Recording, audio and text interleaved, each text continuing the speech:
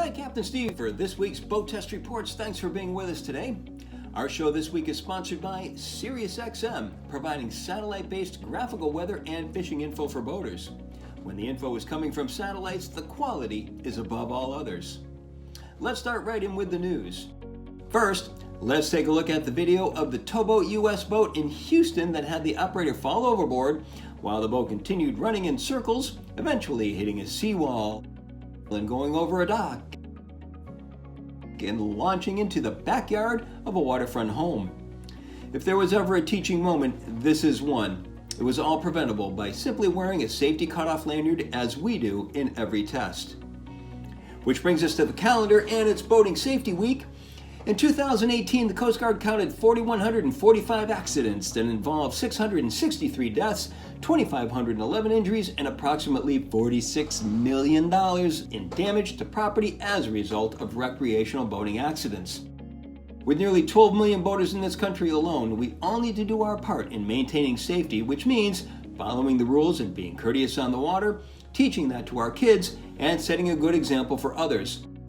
Big news at Sharrow Propellers, this innovative looped propeller will now be cast from stainless steel rather than cutting from a single stainless steel billet. This will reduce the cost of the propeller significantly to about $2,000. We tested this propeller back in September, so be sure to check out what we thought of it. Pre-orders are being taken for a ship date expected to be in early 2021. We're told they'll be in limited supply, but you can reserve the highly efficient Sharrow prop for a deposit of only $100. Go to SharrowMarine.com. Well, now that recreational boating is opened back up in all 50 states, the next phase we want to see is opening up commercial boating. This spring fishing season is well underway, but boats are sitting idle under quarantine restrictions, some even unable to be launched. One state has taken the lead in opening up for-hire boating, and that state is New Jersey. Let's hope others follow that lead, and soon. And finally, two men are thankful for their cooler as it provided visibility needed to get rescued after their boat foundered in the Gulf of Mexico. When finally discovered, they were wearing life jackets that had floated to the surface after the boat took on water and were roughly 1 to 2 miles from the boat. Thank you. We got saw you. your boat. My boat. Yeah, we called. Captain. Are you guys? It's just you two, right? All right, I got you. Man, I got thank you. Oh, no problem. Grab that. 3 hours fucking water. If we were to make this into another teachable moment, the lesson would be always stay with the boat. That's what was seen first, and then the rescuers happened upon them while on the way back in. Now, as I said, it's Boating Safety Week, and if you're buying a boat, there are some things to keep in mind to ensure safety. So here are 5 things you must know when it comes to buying a safe boat. Boats under 26 feet in length will have a U.S. Coast Guard mandated plate in clear view and near the helm. It states the maximum number of people allowed to be on the boat when underway. Make sure the boat you intend to buy is large enough to handle the number of people you intend to boat with. Overloading is illegal and unsafe. Now, just because a boat has an allowed capacity for 10 people does not mean there are 10 seats on the boat. The capacity rating is based on weight, not the number of seats. If the boat goes over 5 miles per hour, every person must have a place to sit or a place to stand and hang on, according to ABYC standards. BoatTEST recommends that there be enough actual seats for everyone you plan to have aboard. The same plate that showed the capacity also shows the max rated horsepower for the boat. If the engine on the boat is far below the figure, beware. The boat may be underpowered simply to keep the price low enough to make it easier to sell. If we've tested the boat, check our performance data chart and remember that the test was conducted with at least 2 people on board. Boats are weight sensitive, so make sure you have enough horsepower for the job, but not too much. The ABYC standards require that there be a grab handle adjacent to every seat, so make sure that on your boat that standard has been met. Sometimes, because of the design of the boat, grab handles are not easy to use or close enough. If the boat's going to be left at a dock or a mooring, the cockpit must be self-bailing, which means if water comes aboard, by the force of gravity, it will drain overboard. If it does not, and the scuppers drain water into the bilge, if the boat is not securely covered, rainwater can eventually sink the boat. It happens all the time. On the other hand, if you plan to trailer the boat or keep it in rack storage, this will not be an issue. Well, it's no secret that I've been a long-time fan of Sirius-XM weather. I've reviewed it for both Simrad and Garmin systems and even use it when I'm flying. And honestly, it's addicting. Once you drink that Kool-Aid, it's hard to go back to water. But that doesn't mean that the team at SiriusXM has been sitting on its laurels. Far from it. And some exciting things are on the horizon. Here to tell us about it, Senior Director of Marine Services, Jeff Leach. Jeff, how are you today? Nice having you with us. Doing great. Thanks for having me, Steve. What's new at SiriusXM? As most people already know, Garmin launched our new fish mapping service last summer, and Simrad plans on launching sometime later in 2020, Steve. Simrad customers, of course, will first need to buy their new WM4 receiver, and that should be available real soon. Okay, so what makes the fish mapping different from the weather service?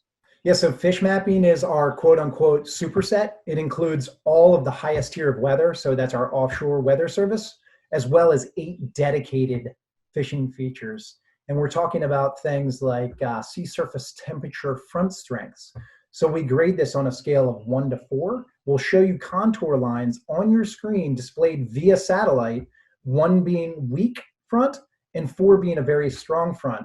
And you can simply click on your screen and see exactly where those strong fronts are. So sea surface temperatures are critical. So you're looking for the area where there is the biggest transition in temperature change, and that would be a very strong front. Also, plankton, a lot of people think of chlorophyll being a byproduct of plankton. We have a measuring scale for plankton fronts out in the ocean as well. And that, again, is on that 1 to 4 scale, 1 being a weak front, 4 being a very strong front. And clearly that's where the bait fish like to go eat. And obviously the plankton or the pelagic fish like to eat the bait fish. Next is weed lines. So weed lines come down via NASA satellites to our oceanographic group.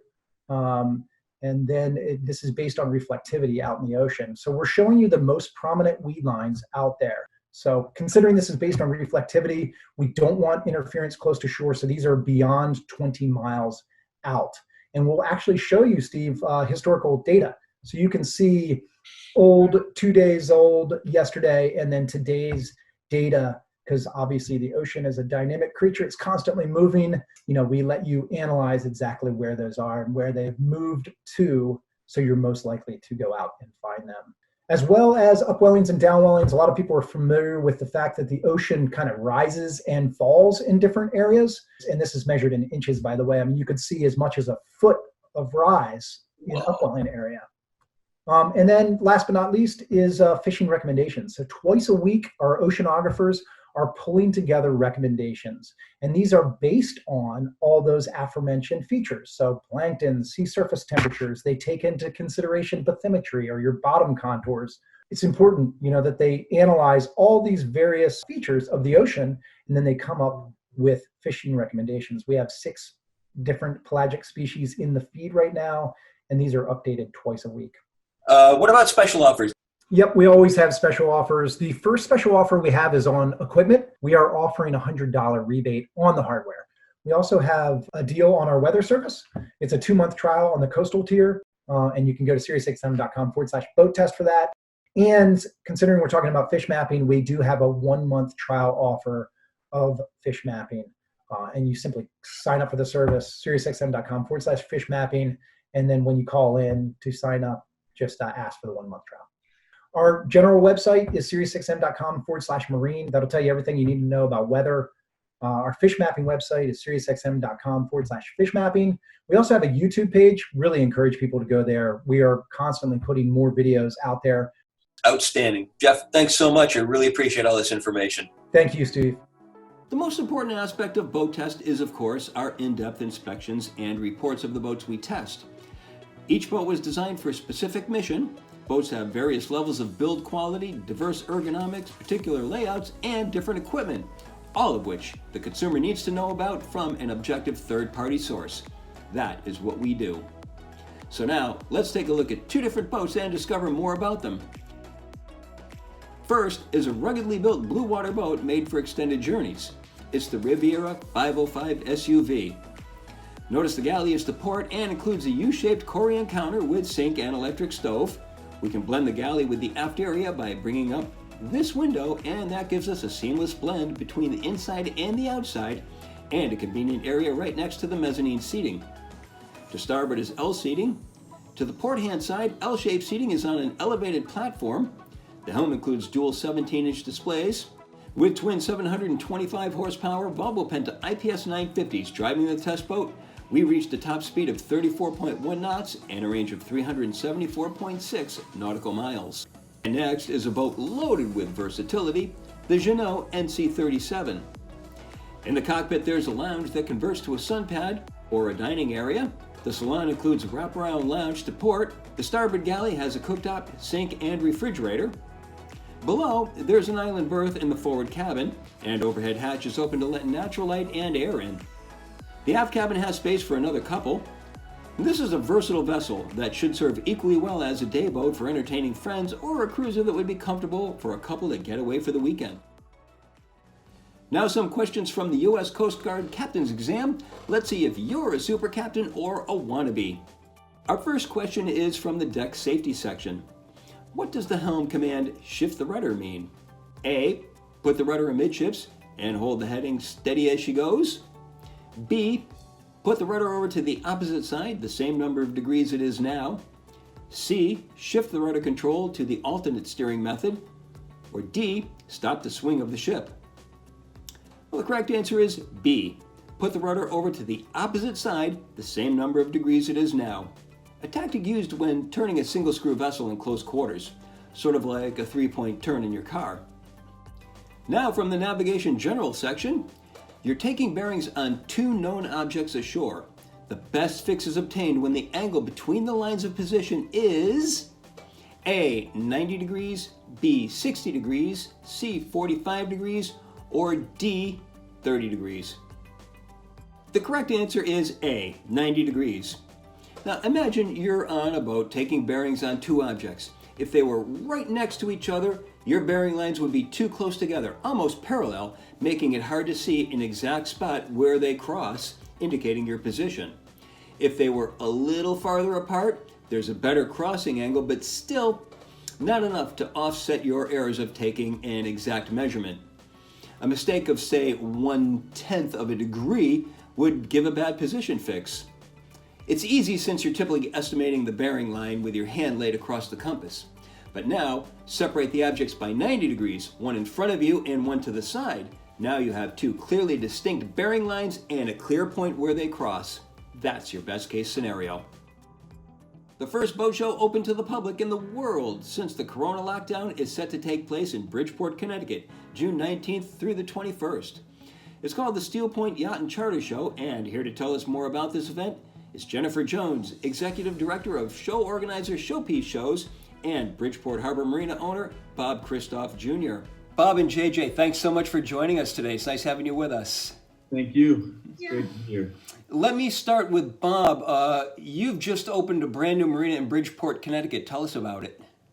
That's correct. We opened a brand new 220 slip floating concrete piers, state of the art in the Long Island Sound, the first deep water harbor north of Manhattan. So we're excited for our first season to come online. We have a Boca Oyster Bar that's opening, and so you can come here and waterfront dine and come on your boat and have a nice time. Now, you used to own BMR and Miami Marina, where the two largest boat shows were held. How do you think the potential is for having this kind of a venue at Steel Point?